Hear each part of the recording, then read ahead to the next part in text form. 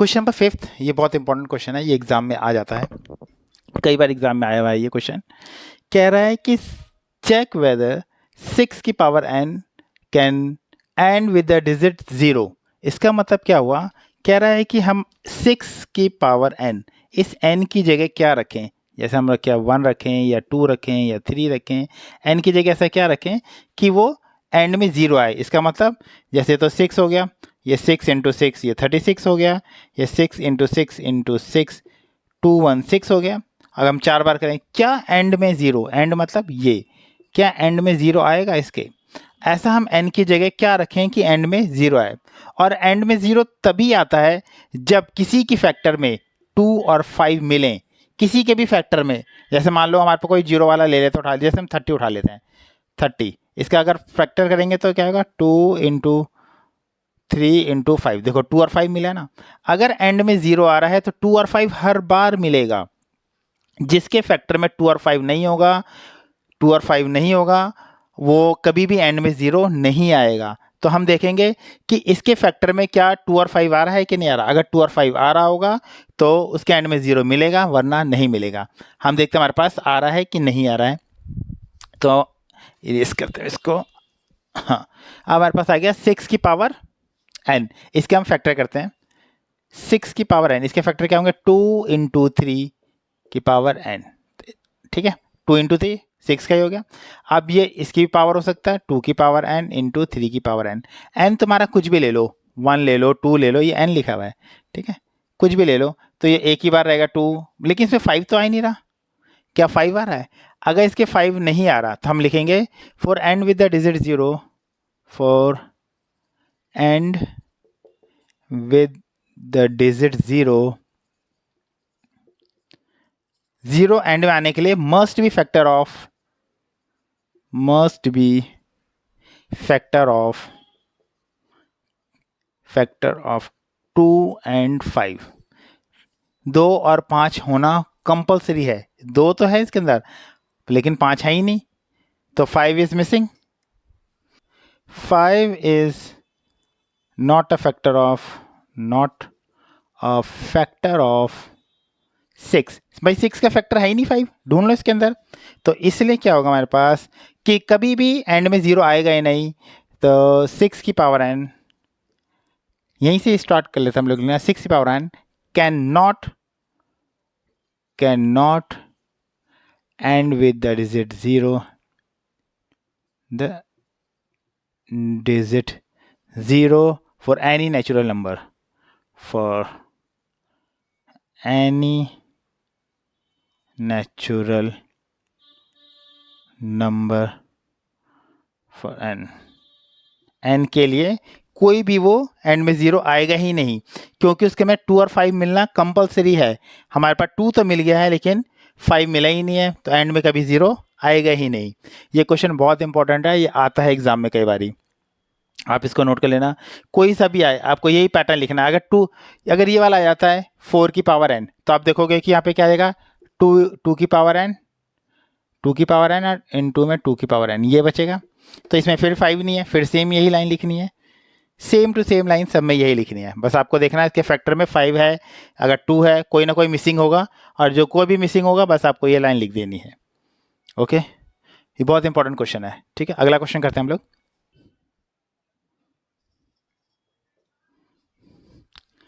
Question number 6 देखते हैं, ये भी हमारे एग्जाम में कई बार आ चुका है और आता भी है कई बार ये। इसमें हमें बताना है कि कंपोजिट नंबर, क्या एक्सप्लेन करना है why this and this are composite number, ये दोनों कंपोजिट नंबर क्यों है, ये हमें बताना है। सबसे पहले हमें पता होना चाहिए कंपोजिट नंबर होते कौन से नंबर है। अच्छा, आपको प्राइम नंबर के बारे में पता है? प्राइम नंबर्स होता है वैसे 2, 3, 5, 7, 11, 13, ऐसे नंबर्स जो सिर्फ अपनी टेबल में जाते हैं और 1 की टेबल में जाते हैं। देखो अगर आप इसको डिवाइड करोगे, ये 3 से जाएगा और 1 से जाएगा, ये प्राइम नंबर्स होते हैं। और इसका जो उल्टा होता है, सिर्फ इसका एकदम एकदम अपोजिट होता है बिल्कुल, वो होता है कंपोजिट नंबर्स। एकदम इसका उल्टा हो जाता है, प्राइम का एकदम उल्टा। अब इसमें क्या होगा? वन और अपने अलावा भी कई सारे नंबरों से जाना चाहिए।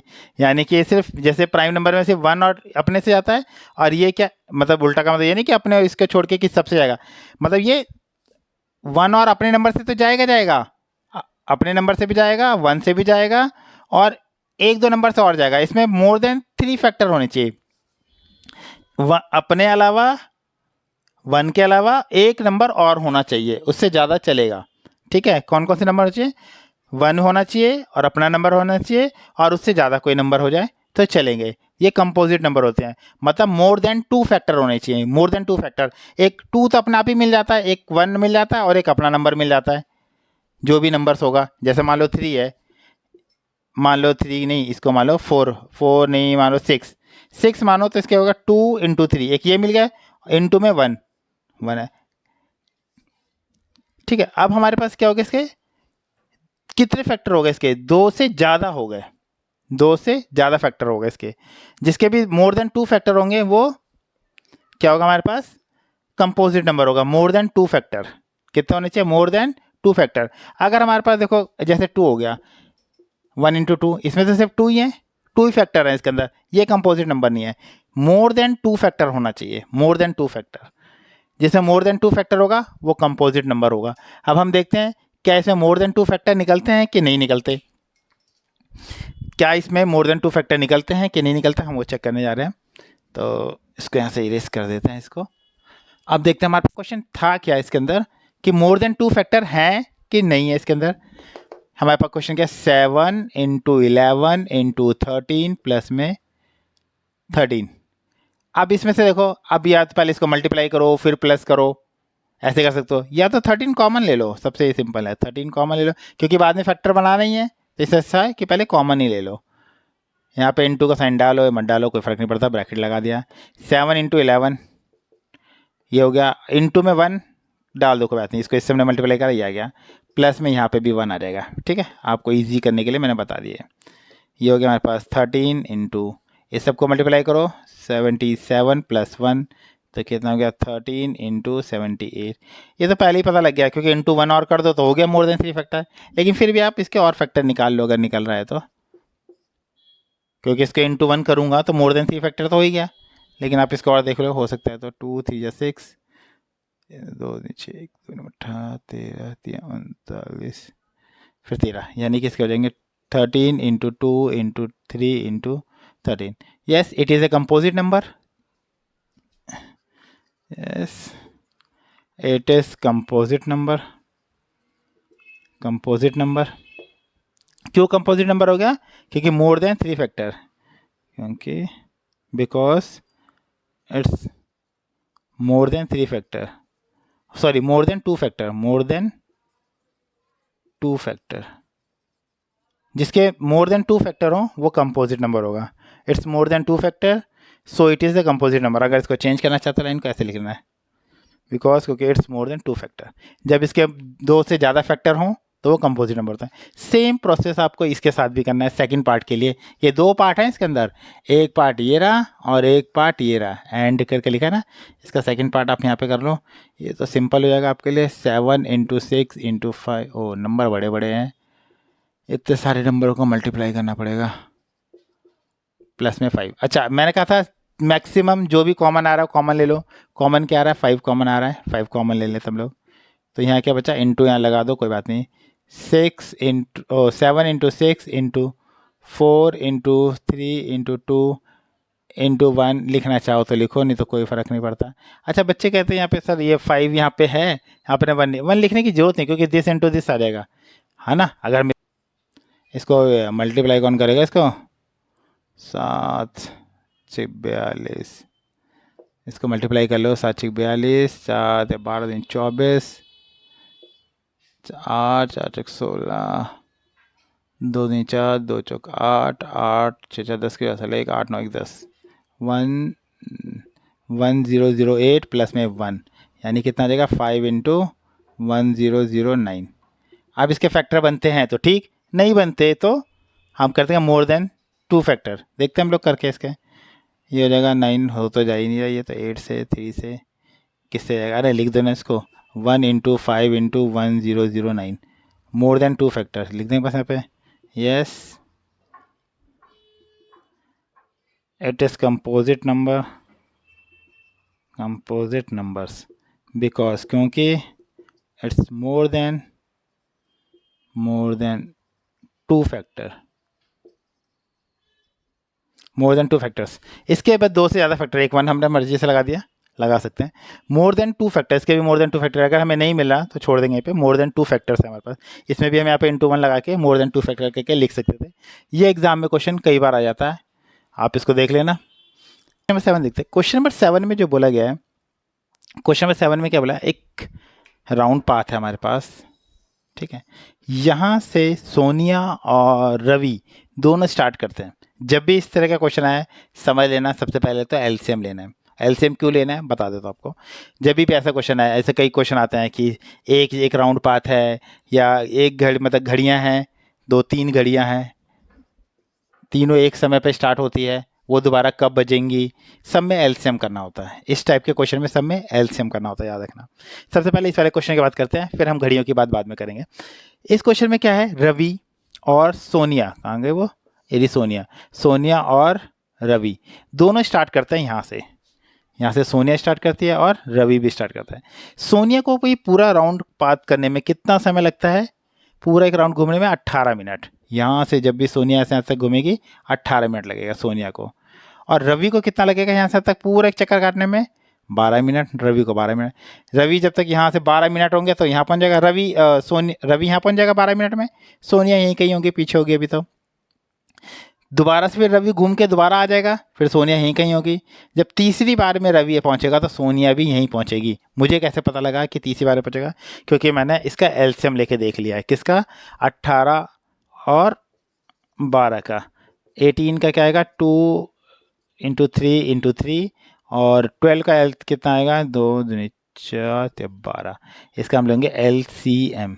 एलसीएम लेंगे तो ये कॉमन है, ये कॉमन है, आ जाएगा ऊपर 2, पूरी लाइन पर लिख दो, 2 × 3 × 3, फिर एक 2 तो लिखी जगह से लिखा है, ये 2 कितना आ जाएगा, 9 × 36, यानी कि 36। जो एलसीएम आया पाया 36। उसने बोला है कि वो दोनों कब मिलेंगे, 36 मिनट बाद वो दोबारा मिलेंगे।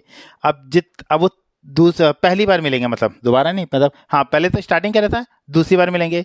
अब वो तीसरी बार कब मिलेंगे, अब जितना भी 36 के टेबल में आ जाए, 72, इसके बाद 72 होता है, फिर 108, इतने मिनट बाद वो मिलते रहेंगे ऐसे ऐसे करके।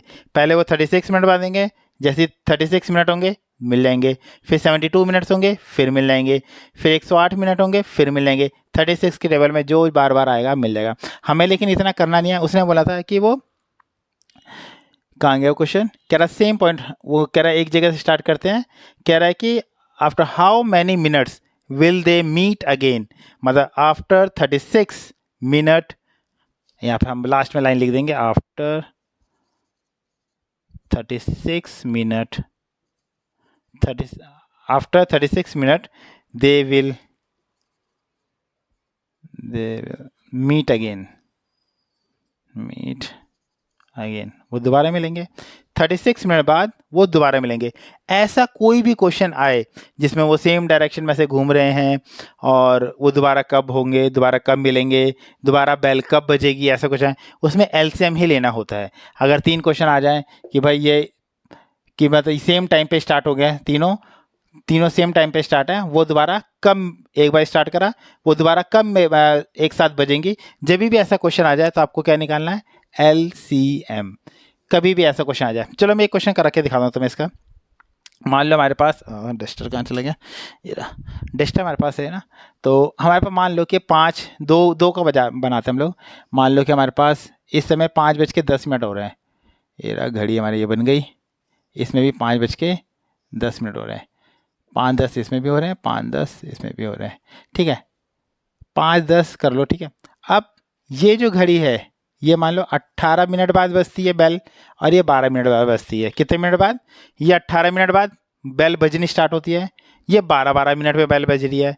तो यहाँ से मैं एक बार इकट्ठे बेल बजी, अब वो दोबारा एक साथ कब बजेगी, अभी तो एक साथ बजी इधर से, अब वो दोबारा एक साथ कब बजेगी, तो आप पहले इनका एलसीएम लोगे। एलसीएम लोगे कितना आएगा, 18 का, तो इनका 12 का एलसीएम ले रखा हमने, 36 आता है, LCM, ये हमें लिए तो है LCM 36 आता है, यानी 36 मिनट बाद वो बेल दोबारा बजेगी, लेकिन उसने टाइम पूछा कितने मिनट पर बजेगी, कितने मिनट पर बजेगी, तो इसमें 36 और जोड़ दो, यानी भी 5:10 हो रहे हैं ना आपका, इसमें 36 मिनट और जोड़ दो, यानी कि 5:46 पे बजेगी।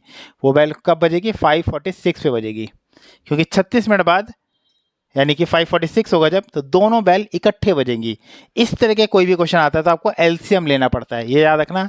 कोई भी इस तरह का क्वेश्चन आएगा सेम डायरेक्शन में इस तरह का, तो आपको एलसीएम लेना पड़ेगा। बच्चों को नहीं समझ में आता कई बार क्वेश्चन रीड करने के बाद, ना समझ में आया कुछ तो एलसीएम ले लेना, कुछ तो नंबर मिलेंगे। ठीक है, चलो इसको करते हैं।